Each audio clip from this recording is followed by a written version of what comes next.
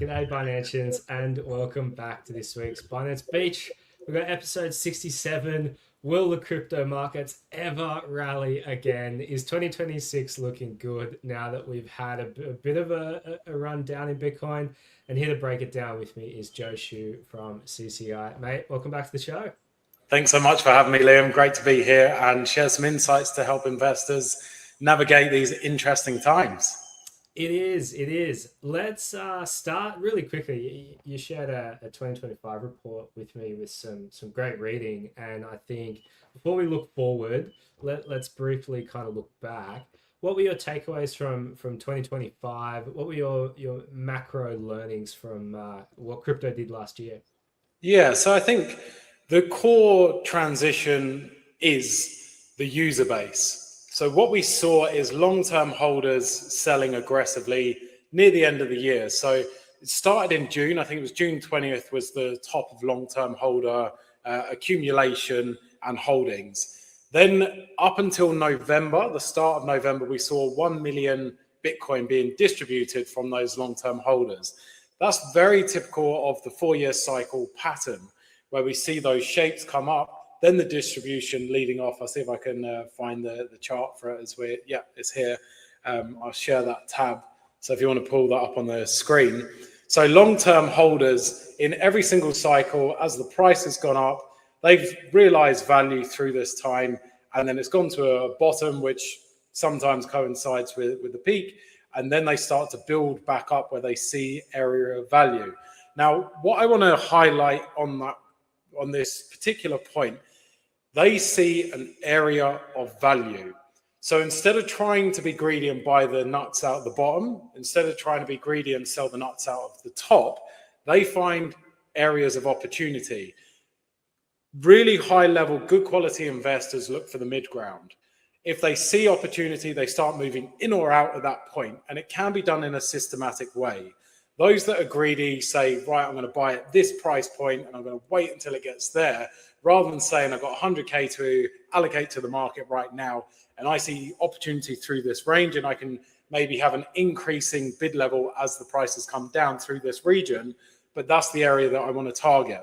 If someone sold at $100,000 and they buy below, they're buying alpha. Anything you buy below that $100,000 sell level is a win.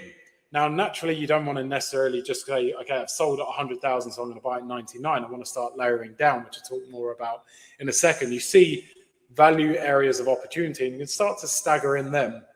I want to highlight that because I think that's one of the most important parts of this. Very similar thing happened throughout the year of 2020 into 2021. Price went up, long-term holder holdings went down.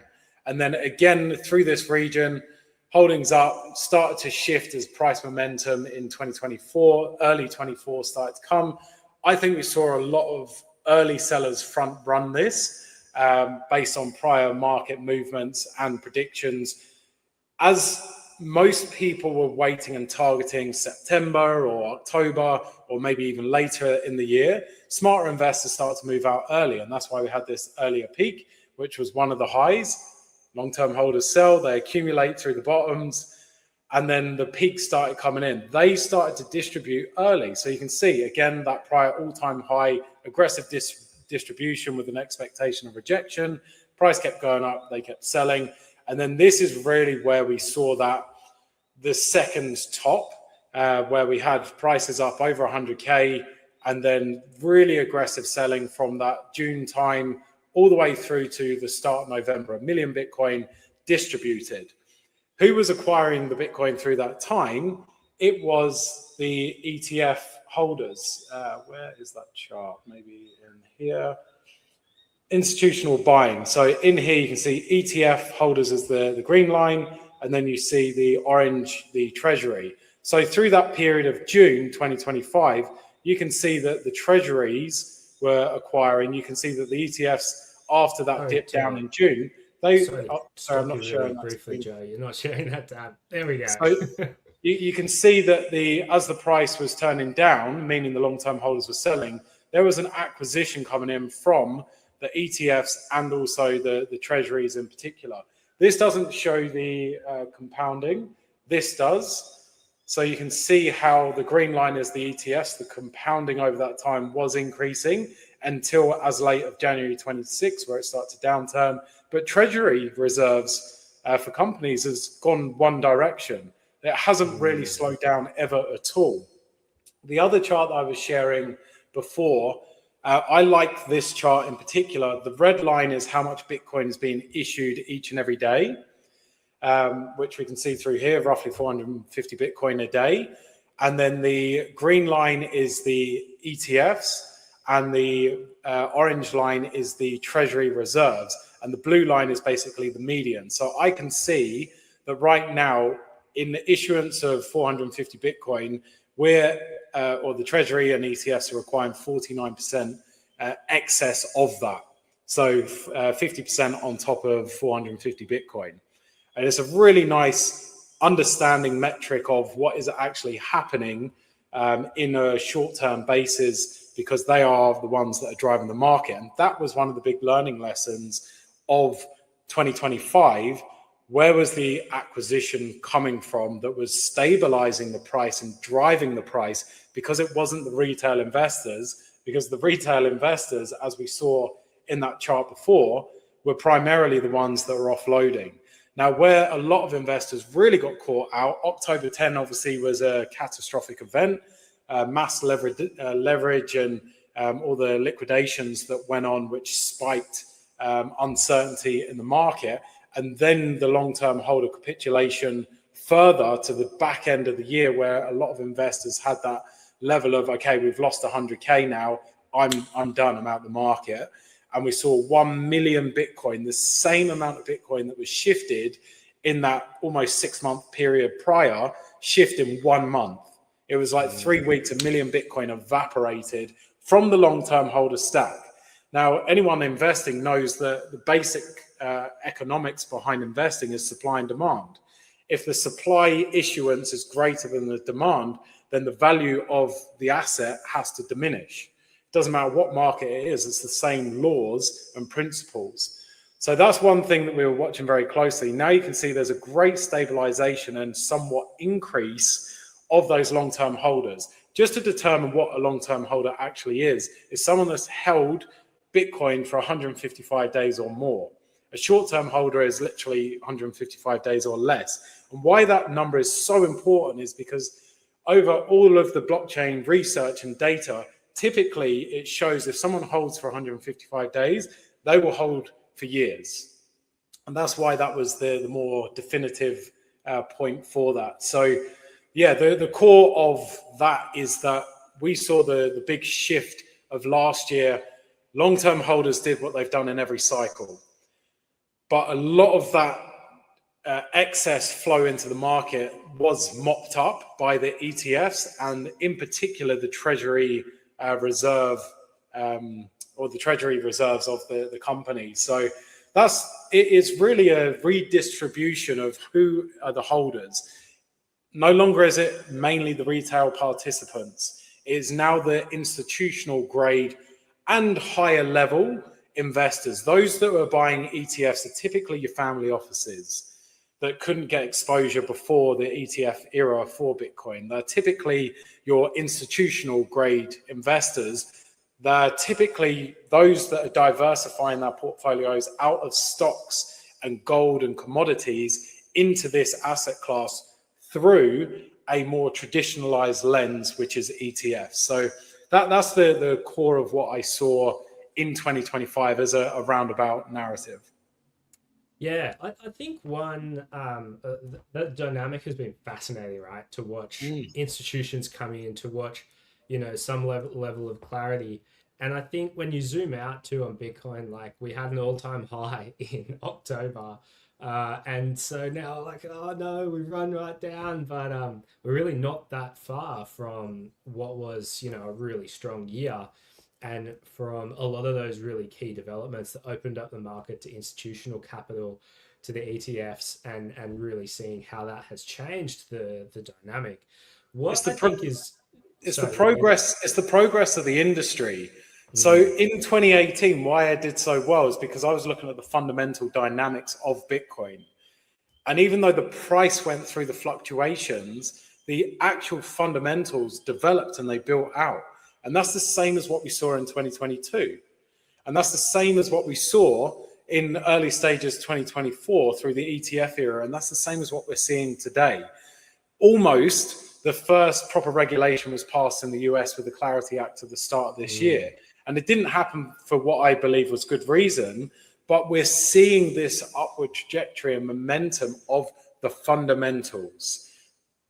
Too many people spend so much time looking at the price and the technical analysis, which is a piece of the puzzle. And they forget all of these surrounding parts of on-chain data and what this means, the psychology, the greater macro, but also the wider scale adoption of cryptocurrencies into those traditional markets and into institutions and businesses alike.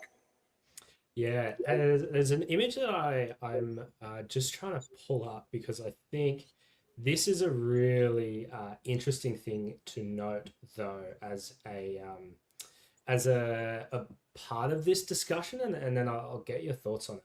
So this is the distribution of Bitcoin owners, right? And this is not kind of showing perfectly, but maybe there we go. This that's great. kind of lets people take a look. Now, the market dynamic changed, and that's absolutely true. And when you looked at demand from institutions, demand from ETFs, demand from Bitcoin treasury companies, governments, we saw the Czech Republic put Bitcoin on its balance sheet, obviously El Salvador. You've got these huge players throwing huge capital around. And, as the saying goes, like you print money and buy assets, you print money and buy Bitcoin. This analysis from River shows us that we still have such a dominant group of holders as individuals. And I think there's two takeaways here, which is fascinating. It's one, the dynamic of the market has changed, but people shouldn't be taking away from that the institutions now control Bitcoin. Yeah. Governments will now control Bitcoin. Bitcoin distribution is still really well diversified. It's still very diverse. It's still very decentralized. This raises two interesting questions for you, Joe. One, or let's just go with one really interesting question. With so many individuals who still own Bitcoin, do you think that this is a trend, individuals selling and new capital, new institutional, capital buying? Is this a trend that we see continue and individuals will continue to lose total amounts of the Bitcoin supply as a share? Or do you think now that the bear market has bottomed, retail traders might be coming back in and institutions will grow their share again? Yeah, really good points and questions around that. As of today, it's 14.2 million Bitcoin is held by those longer term holders. Now, you can't necessarily say all of them are individuals, but typically the longer term holdings have been from the individuals more so than the newer market participants. Yeah, it's a fair assumption. So I think that we will start seeing more retail participants come back in to the market now and around this era. So I do think that has a high probability of increasing the holdings. It just depends on what's happening outside. So we saw that chart that I had before of the treasuries that have been expanded for an extended period of time, and the concentration, if I share my screen of this, and the concentration that we're seeing. So the orange line being the treasury holders, which has really started to expand and continue to go up into that, up and to the right. So I do think that there is still a model here that acquisition is heavy from treasuries, and obviously MicroStrategy is probably the only one keeping this chart up and to the right, in all honesty, through here. But I do think that playbook is something that continues to be pushed out. So the difference is individuals have typically smaller capital to allocate to the market, where we come in and we see MicroStrategy, 100 million new Bitcoin being bought, 500 million new Bitcoin being bought. So the rate of acquisition is going to be different for companies, countries, even higher value ETF holders than what it might be for smaller market retail participants. So I think there may start to be a drive in both directions, but who's going to acquire faster? And if we continue that adoption curve, then I would suggest it's likely to fall more so into the hands of the ETF holders, the institutions, and even the countries. Now, one myth to debunk for ETFs, which I don't think a lot of people understand this, I've heard so many times, BlackRock own this amount of Bitcoin. And sure, they own the Bitcoin in reserve, which is one-to-one pegged for what they're issuing out to the participants that are there. There's not one person that holds all of this. It's fractionalized out between all of the investors. So it's not a centralized, concentrated holding, apart from, yes, they do actually hold the Bitcoin in reserve, but that's all issued out. That's a contract, which at some point can be fully redeemed for the Bitcoin if people choose to. Like getting owning Pax Gold. Pax Gold can be, you can call that in and get the physical gold in reserve as well. So you can transition your digital into physical, similar to what you can with Bitcoin. So I think that's one thing that I would say. I can't necessarily look at a crystal ball, but I just look at the basic logics of who can buy quicker and who can buy more aggressively and who has more dollar capital reserve. How many long-term crypto holders or new market participants are coming at this level? Based on the fear and greed index, I know that when we're in extreme fear, that's pretty much targeting all retail investors who have paper hands, and they can't withstand that amount of loss, which is seen in the spent output profit ratio of short-term holders, where if they're in the red significantly, it typically means that they start to offload and sell at a loss, which is certainly a chart that I can find to maybe share that in a bit more depth, which is this one here. So short-term holders, that's the guys that have held for 155 days or less. You can see that market value, realized value means that they haven't actually offloaded it. It means that they're sitting in an unrealized loss. But what you will see over here is this is the spent output profit ratio. That means that they're actually selling at a loss. You can see that they are hammering right now and bleeding at a loss. Long-term holders are diamond hands, short-term holders are paper hands. So I think, yeah, it just kind of goes back and reinforces that who are the main acquirers through these times? Are they actually the retail participants? Well, this tells me not. This tells me that they've got paper hands through this time. They're actually selling at a loss and not really going through that acquisition time. And this is high level. You can't necessarily equate this fully. But if this chart is going up and to the right, or starting to again, and the chart that I had up before is going down and to the right, in that sense, then this will lead my assumption to big end of town are the ones that are more interested in accumulating through these levels, and weak short-term paper hand buyers are the ones offloading, which is exactly what we saw before. Long-term holders started selling to those stronger, more convicted treasury companies and somewhat ETFs for a period of time until they did start to capitulate near the end of the year too. You mentioned Pax Gold. I've got to get your thoughts on the volatility in the gold and the precious metals market before we move on with the app. Man, crazy couple of weeks after watching some real parabola action on precious metals. Silver in particular had, we've had a 40% pullback in Bitcoin in like 4 months. They had a 40% pullback in like 2 weeks. I got to get your thoughts on precious metals and how they're performing at the moment. Yeah, absolutely. So if we put that into more quantifiable data, gold's market cap dropped 5 times the market cap of Bitcoin. I think it was if it wasn't a day, it was a week. It was, I've got the chart up of the Pax Gold chart, which is similar to the gold chart, just tokenized. And yeah, watching this overheated level and the wick there on the weekly just gets sold, which if we get a bit more granular into the daily, you can see that one day was the huge market reversal. Now, one thing that I will point out, what day was that? It was Friday, the 30th of January. Why is that date so significant? Well, what happens? Who's the one that are trading gold? Primarily, it's large institutions and trading companies and investment firms.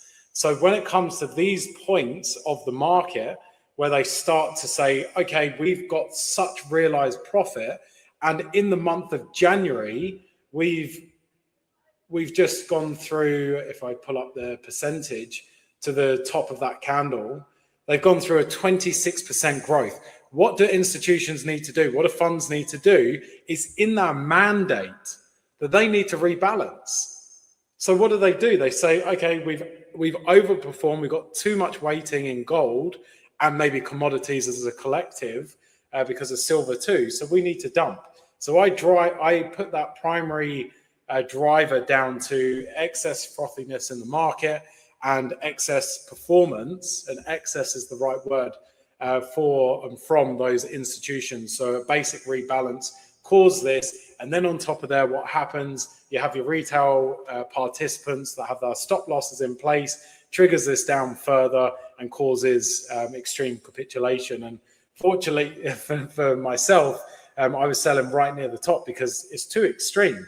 When you get major green candles of a 10% day in gold, which 10% of its market cap is astronomical at that point, like 3 trillion, 4 trillion, $5 trillion. I think it was about 3 trillion, 3 point something in a day.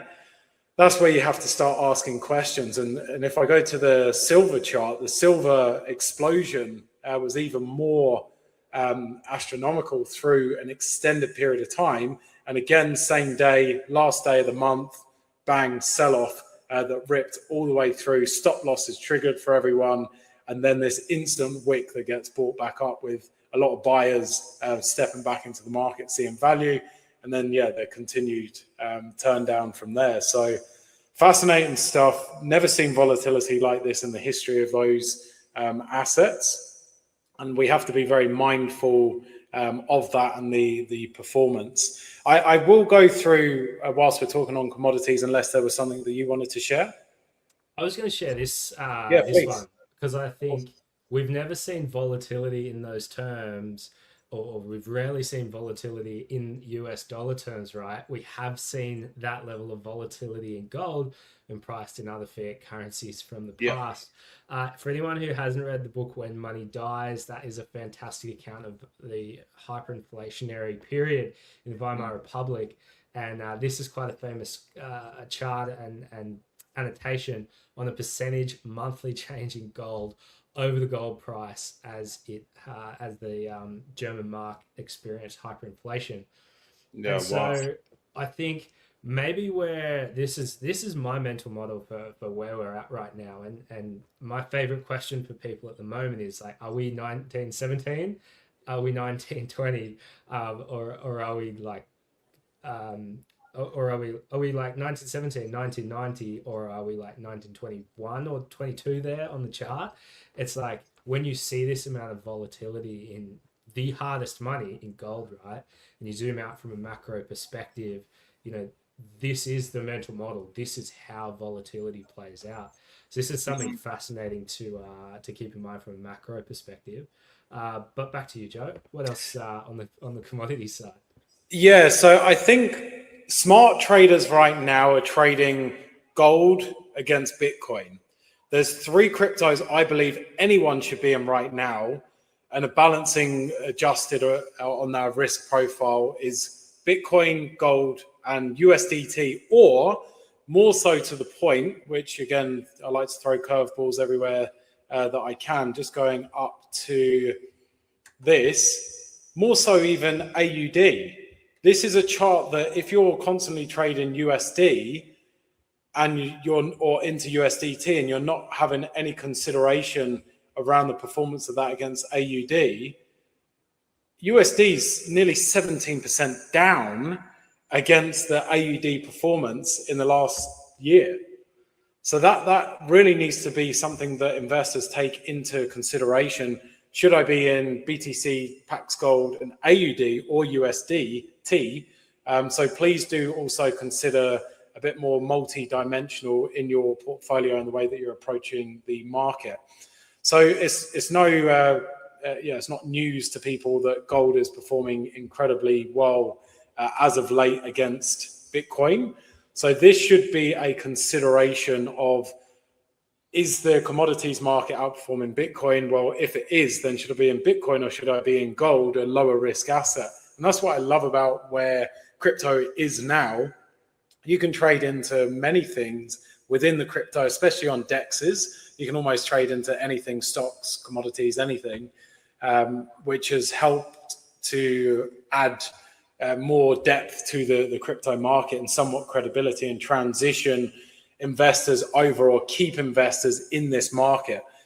For a lot of people, they've left crypto and crypto platforms, but now if you can be more inclusive within them, then it will keep people in the market, which that's where I think crypto is going. You trade everything, everything's tokenized into the future, which we're starting to see more of. So if you are considering your current portfolio right now and you're asking yourself, well, Bitcoin's at low levels, is this an area of opportunity, which I'll go through next, but should I be in Bitcoin right now because of this mass area of opportunity? Well, the simple question is it beating USDT or AUD?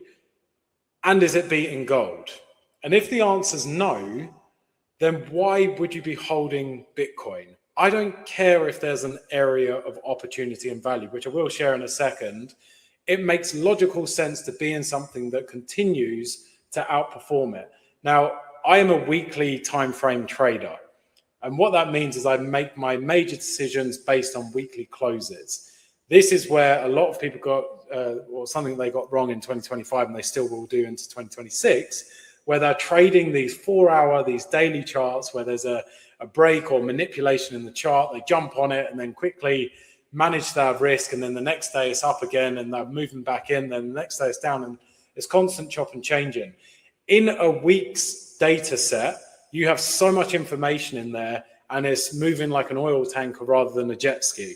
So I would say really keep your wider time horizons. Now, one thing that I'm watching very closely right now is, are we finding overhead resistance on a weekly time frame through here?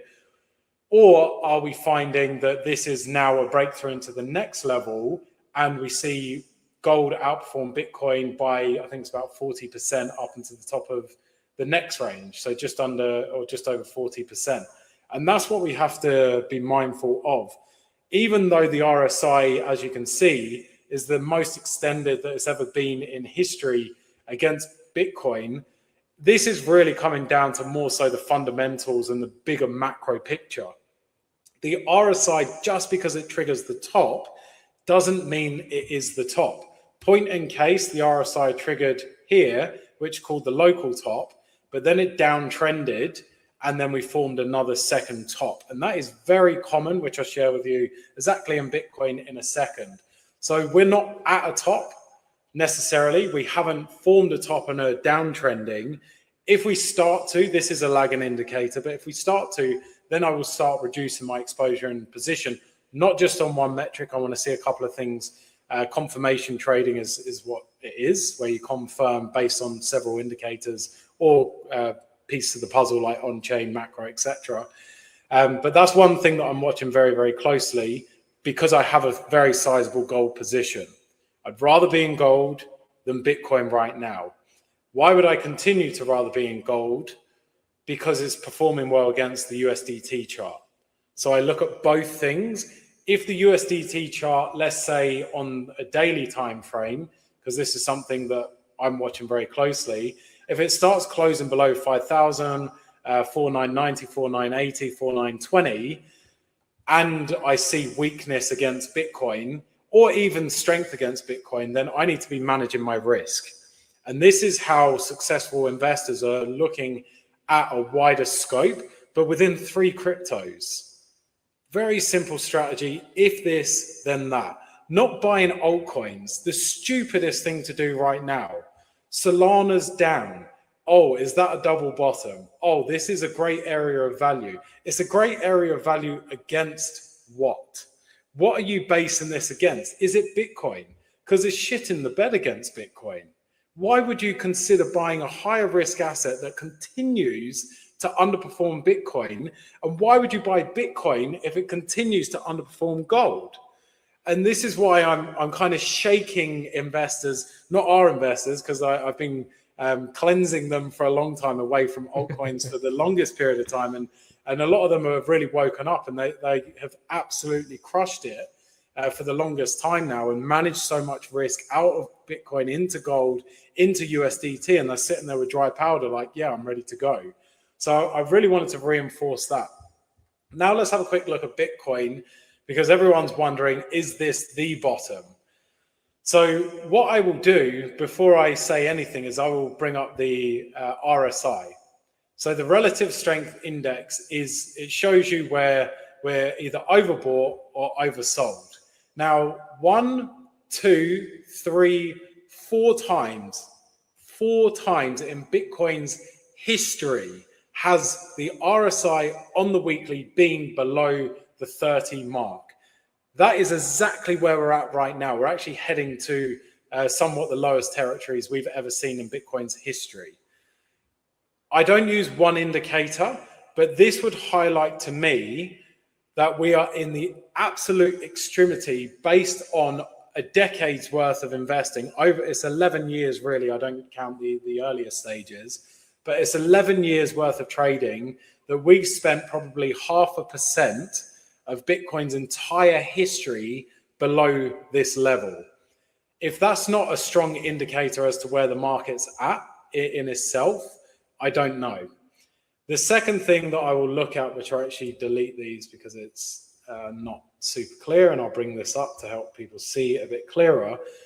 The other thing that's worth noting, the red line on a weekly, not a daily, not a monthly, the red line on the weekly, which is my favorite for this, is the 200-week moving average. It is the average price of the last 200 weeks. The first thing that I will point out, this has always gone up and to the right. It has always gone up and to the right. It has smoothed out, but has never declined in Bitcoin's history since the indicator first triggered back in on this chart, June 2015. So if you're thinking about, oh, what's happening in crypto and I'm scared the market's turned over and it's the end and what have I done?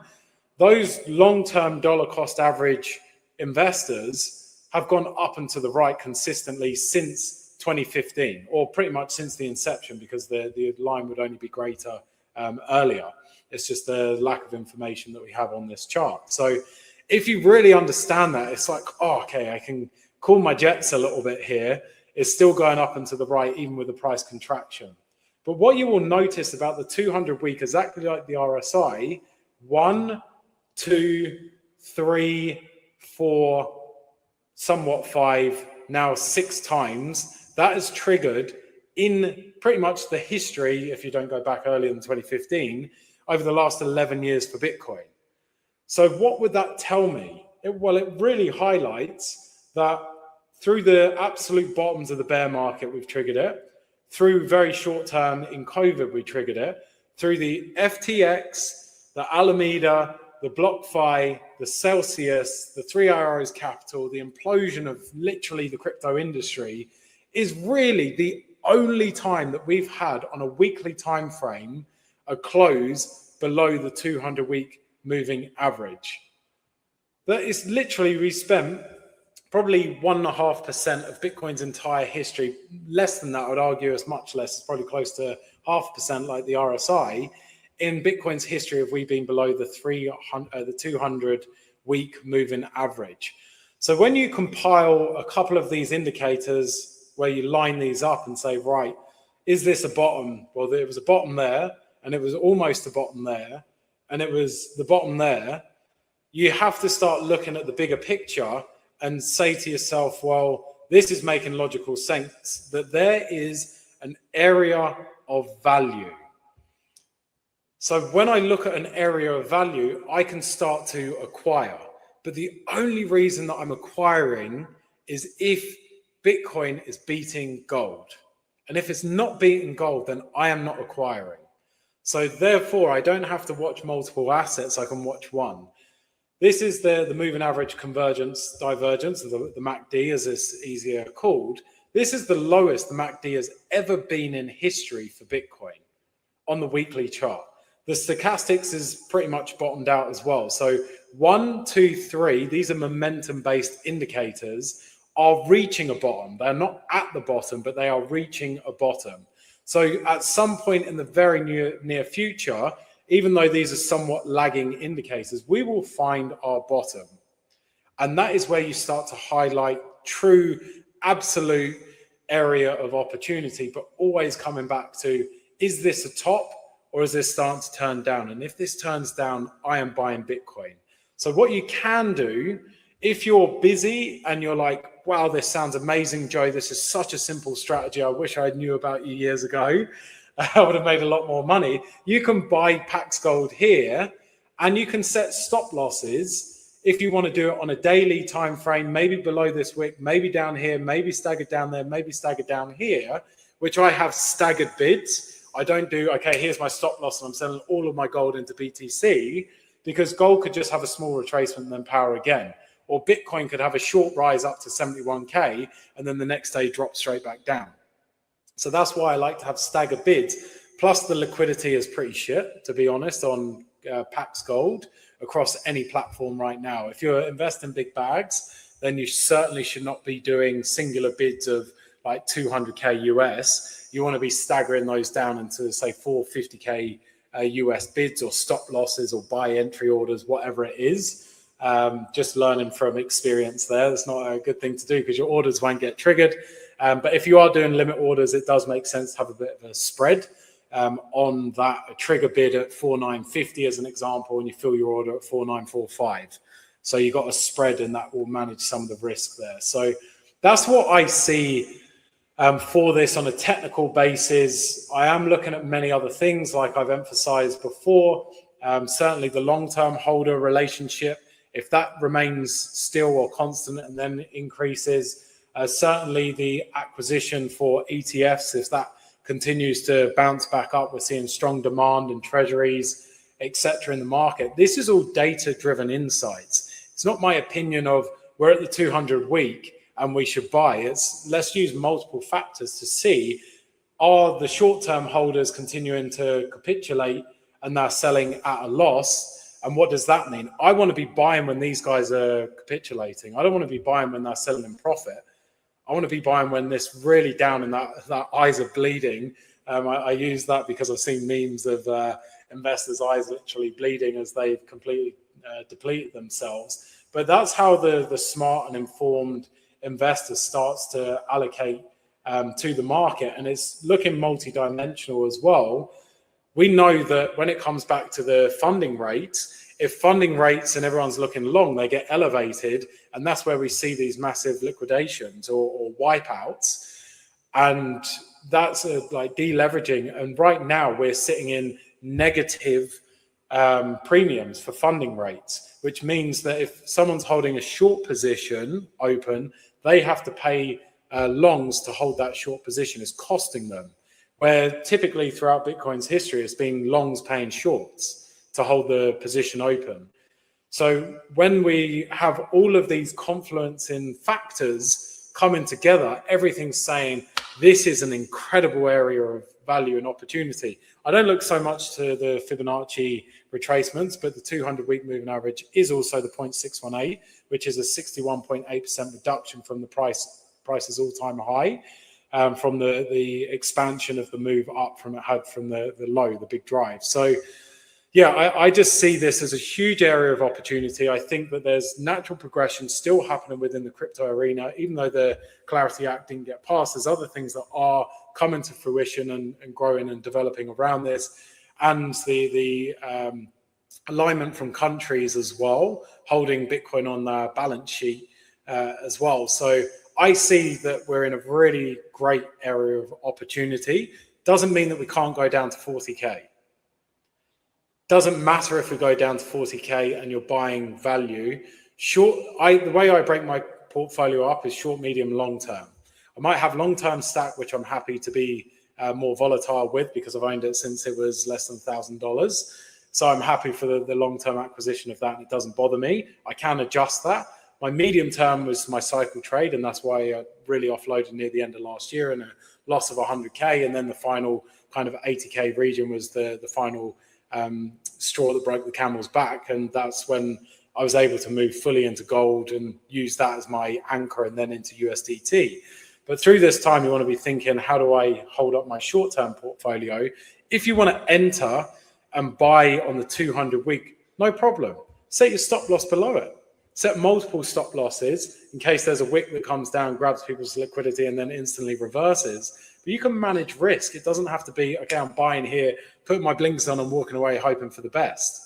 You might buy here because you see the value and you lock that up in your long-term holding or even your mid-term, but your short-term, you still want to remain active and manage risk. Because if we do lose 58K and we go to 40 and you've got no dry powder, that sucks. So hopefully some of that in super simple, like I'm such a basic, simple investor, and that's why I do so well. I'm not looking at DeFi and NFTs and leverage this and leverage that. And here's this fancy report that analyzes this crypto that might 10x. It's the wrong market conditions. Trade the market you're in and not the market you want. That's gambling. And that's why most investors are losing a ton of money unnecessarily right now. I'm going to ask you one question to finish, and then I'm conscious of time, and we're going to let you. Yeah, all good, mate. How do you keep your head through these bear markets? I know you're a mindset guy. As a retail punter, how should somebody be just keeping a level head? There's two things, one within crypto, one outside of crypto, which is absolutely tied to crypto.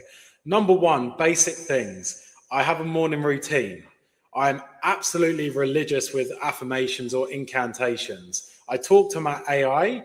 Hey, AI, I want affirmations for really solid investing today. I'm moving into the market, making big decisions, create 10 affirmations and let me repeat each one back to you. Programming is the top level. Why most people are no good at crypto is because their programming is off. Oh, I made a bad trade. Oh, that was a bad decision. I did this last year. You need to reprogram yourself to think and elevate the way that you approach it. Then that will change your beliefs, your feelings, your attitudes, your actions, therefore your results. That's the natural flow and progression of it. So I'm super protective of my mornings, meditation, yoga, exercise, endorphins. So I feel really good. I do not look at the markets before 10 a.m. because I'm based in Brisbane, but that's when the daily closes. There's no value of me looking at and making decisions before the daily close or even after a Monday weekly close at 10 a.m. because that's when I make my decisions. So checking the price in the morning is very unproductive and disrupts my time. When I've got my time done, then I approach the market and I make really good quality strategic decisions. I map things out. When this level is triggered, then I will do that. I'll increase the percentage of my portfolio to X. I will do this with gold. I'll do that with Bitcoin. I'll move into USDT. I'll manage risk here, whatever it is. I have my game plan. It's mapped out. My alerts get triggered or my stop losses or my sell orders or my automation for entry points, whatever it is, which I like a quasi approach. I don't want to do full automation. I like things to also be reviewed and analyzed when triggers go off, but automation of everything. And when you automate your strategy ahead of the market changing conditions, this is what I need to do now. Yes, I confirm based on my new data that I've got over the past week or 10 days since I set that strategy. No emotion. It's just action. Where most investors sit is the market changes conditions. They emotionally react to it because they don't have a plan. They've not done any work on themselves. So they're like, oh no, I've lost all this money or I've made all this money. I'm going to chuck more in. It's always the constant reaction to the market. And this is bringing people off the roller coaster ride, which is fun for the first one or two spins round. And then you start feeling sick. But most people are lost on the roller coaster. And it's just hitting the stop button. I was about to swear, hitting the stop button, getting off. And now you are a passive observer of those people screaming. And you say, oh, based on this, based on that, based on this, bang, decision. So it just eliminates emotion by being proactive in yourself and with your strategy. Heaps of alpha there this week, Financians. I think, last week, Ollie and I really walked through just fundamentals of Bitcoin, keeping your head. But that was a really good technical breakdown, Joe. Thanks so much, mate. Really briefly before we wrap up, where can people find more of you and your work? So if you just go to cryptoconsultinginstitute.com, we've got reports, webinars, so much free content on there, blogs, etc. And you can learn more about if you want to come on board and work with us. We've got a ton of different things that we offer, from a premium weekly newsletter release to our intensive VIP program and our elite mastermind level where our $1 million clients hang out. But yeah, that's where you can come and do a bit of research, or you can track us online. Just search cryptoconsultinginstitute.com. Easy. Have a fantastic weekend, Binances. Thanks for coming on again, Joe. We'll Thanks see for joining me, buddy. whether next week gives us red or green candles. But go touch grass. Have a great weekend, guys. Take care, guys. Thank you. Please note that this discussion includes insights from non-affiliated third parties and key opinion leaders. Binance provides this platform for informational and educational purposes only and is not responsible for any content or insights provided. This information should not be considered as financial, tax, or investment advice from Binance. DYOR Binanceans.